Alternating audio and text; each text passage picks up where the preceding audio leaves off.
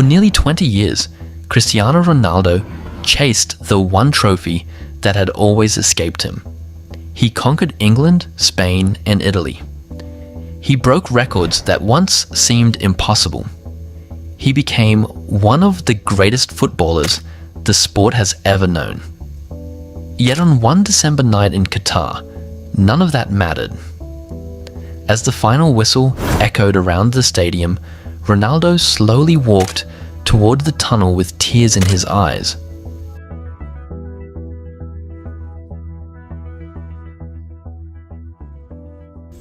Around the world, millions watched what appeared to be the heartbreaking end of a dream that had defined an entire career. But while every camera followed Cristiano Ronaldo, football was quietly witnessing the beginning of a completely different story. Standing on the other side of that famous image was a team that had just challenged everything the World Cup believed about itself. A team that refused to fear reputations, refused to respect football's traditional hierarchy, and refused to accept that greatness belonged only to the sport's biggest nations. That team was Morocco. Few people expected Morocco to become the story of the tournament.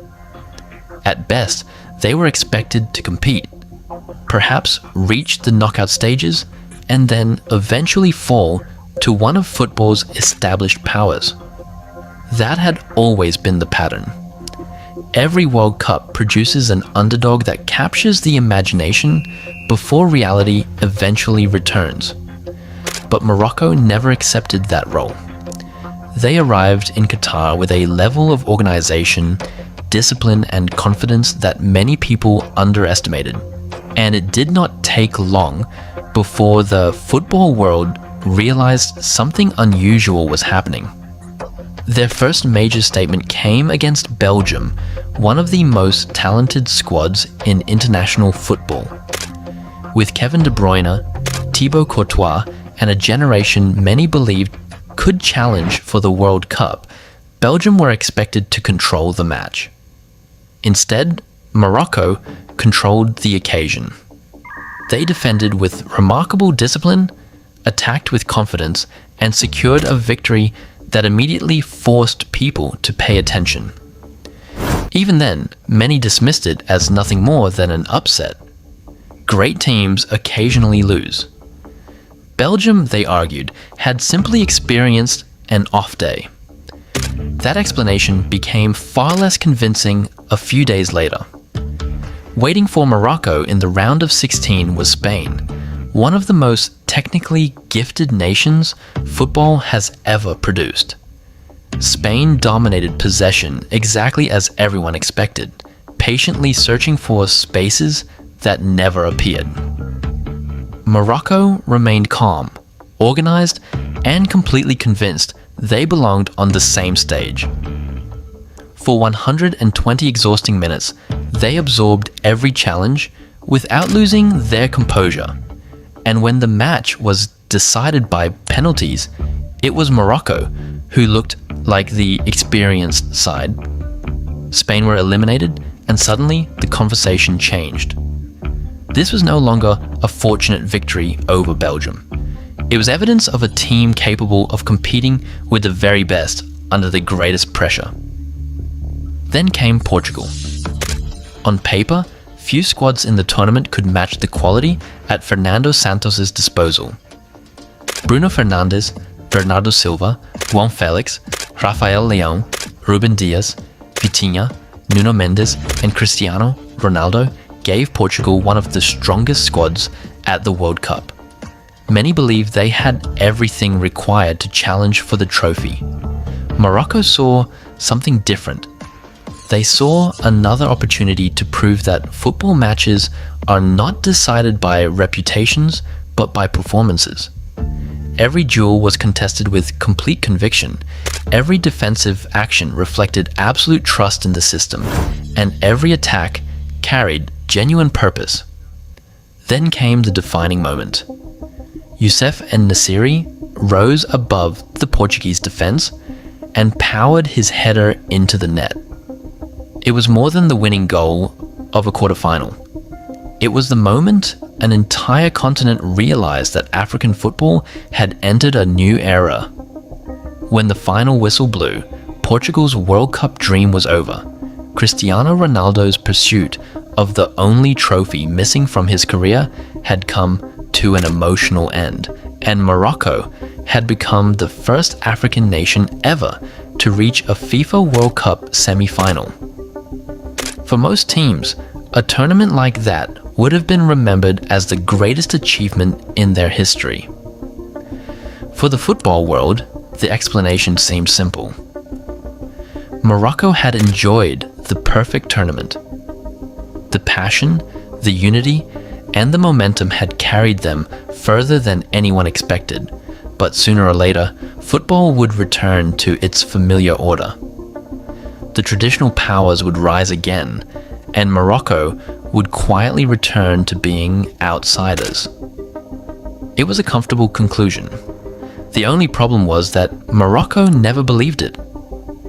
While the rest of the world celebrated what they had already achieved, Morocco focused on what they believed was still possible.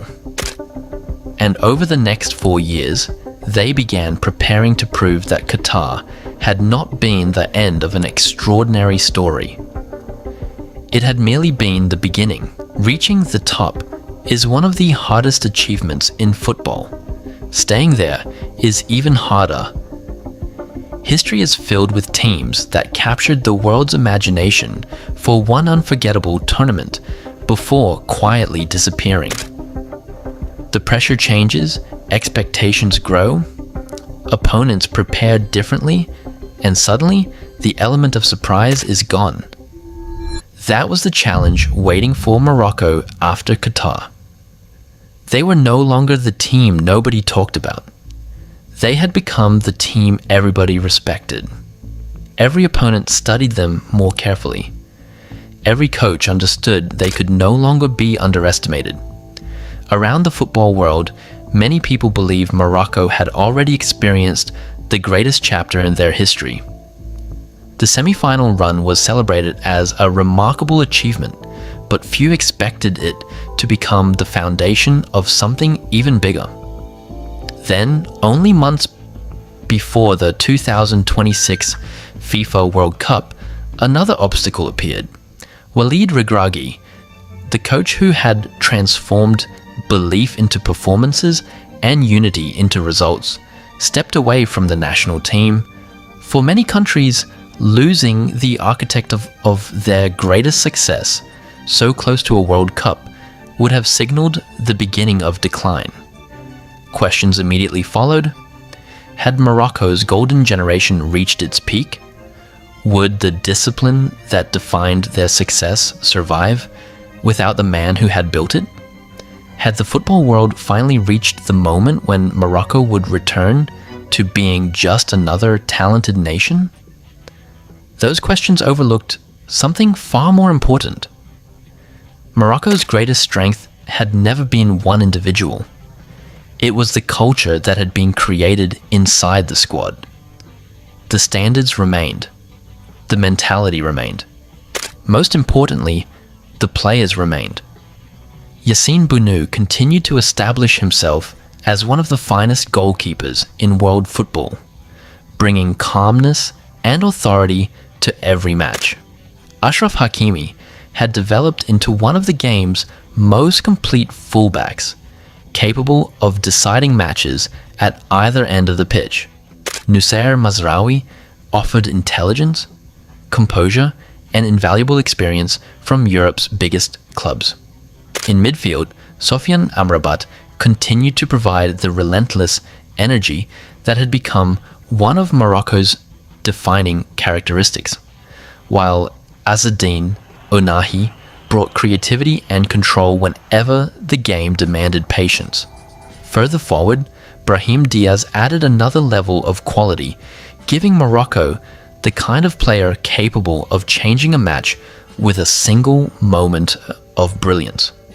Around these established names, an exciting new generation was beginning to emerge, ensuring that the team was not standing still but continuing to evolve. That evolution was perhaps the most overlooked part of Morocco's story. Many nations spend years trying to rebuild after a successful tournament. Morocco didn't need to rebuild because the foundations were already in place. Their experienced players returned with greater confidence after proving themselves on football's biggest stage, while younger talents entered the squad believing that competing with the world's elite was no longer an impossible ambition but an expectation. That shift in mentality changed everything. In 2022, Morocco travelled to the World Cup determined to surprise the football world. By 2026, they travelled believing they belonged among its strongest nations. Confidence had replaced uncertainty. Experience had replaced inexperience. Respect had replaced doubt. And there is something uniquely intimidating about a team that no longer fears anyone. As the tournament began, the football world waited to discover whether Morocco could truly reach the same heights again. Fate could hardly have offered a greater test. Standing across the pitch in their opening match was the most successful nation in World Cup history, Brazil. By the time the 2026 FIFA World Cup began, Morocco no longer had anything to prove. 4 years earlier, they had forced the football world to reconsider everything it believed about African football. Now the challenge was completely different. This was no longer about surprising the world. It was about proving that Qatar had changed them forever. Their opening test could hardly have been more demanding. Standing across the pitch was Brazil, the most successful nation in World Cup history, a team whose identity is built around winning football's greatest prize. Before the match, the predictions felt familiar. Brazil would dominate possession, control the rhythm, and begin another march toward the trophy. Morocco, according to many, would simply try to stay competitive. Yet football has a remarkable way of exposing assumptions, and within the opening minutes it became obvious that Morocco had arrived with a very different mindset. They pressed with confidence, moved the ball with purpose, and played without the slightest trace of intimidation. There was no hesitation, no sense that they were facing a giant of the game. They played as though they belonged on exactly the same stage, because after everything they had achieved, that is exactly how they saw themselves. Then came the moment that captured everything Morocco had become. A misunderstanding inside Brazil's defense created the smallest opening, and Ismail Saibari reacted instantly, lifting the ball beyond Alisson Becker to give Morocco the lead. It was the first goal Morocco had ever scored against South American opposition in a FIFA World Cup, but the goal itself was only part of the story.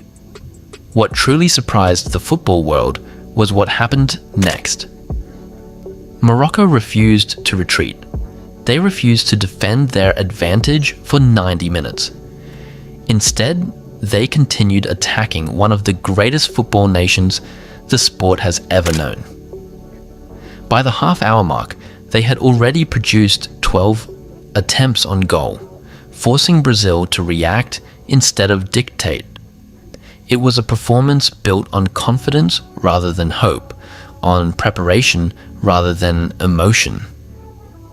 Eventually, players of Brazil's quality always threaten, and Vinicius Jr. restored parity with a finish that reminded everyone why Brazil remain among football's elite. But even then, Morocco never lost their discipline. Bono continued making crucial saves. The defense remained organized, the midfield refused to surrender possession easily, and every player competed with the conviction of a team that expected to be there. When the final whistle confirmed a draw, many people focused on the result. Those paying closer attention recognized something much more important. Morocco had not simply avoided defeat against Brazil, they had matched them. That performance revealed the biggest misunderstanding surrounding Moroccan football. For years, people have continued describing Morocco as an underdog, as though their success belongs only to one unforgettable month in Qatar. But underdogs do not consistently compete with the strongest nations in the world. Underdogs do not eliminate Belgium, Spain, and Portugal before standing toe-to-toe with Brazil 4 years later. At some point, the evidence becomes impossible to ignore. Morocco have changed. More importantly, they have changed the way they see themselves. Their experienced players have grown into leaders. Their younger talents have developed without fear, and an entire generation now believes that competing with football's traditional powers is no longer extraordinary. It is expected. That change in mentality is perhaps the greatest achievement of all, because talent alone can win matches, but belief combined with experience can transform a nation into a genuine contender. Perhaps that is why Morocco's story matters far beyond one tournament. For decades, the World Cup followed a familiar script. The established powers arrived carrying expectation, while everyone else hoped to create a memorable upset. Morocco challenged that script. They proved that organization could overcome reputation, that unity could stand alongside individual brilliance, and that fear has no place on football's biggest stage. Their influence extends far beyond their own dressing room. They have inspired a new generation of African footballers to believe that reaching the final stages of the World Cup is no longer an impossible dream, but a realistic ambition. Whether Morocco eventually lift football's greatest trophy or not, they have already achieved something few teams ever manage. They have changed what people believe is possible.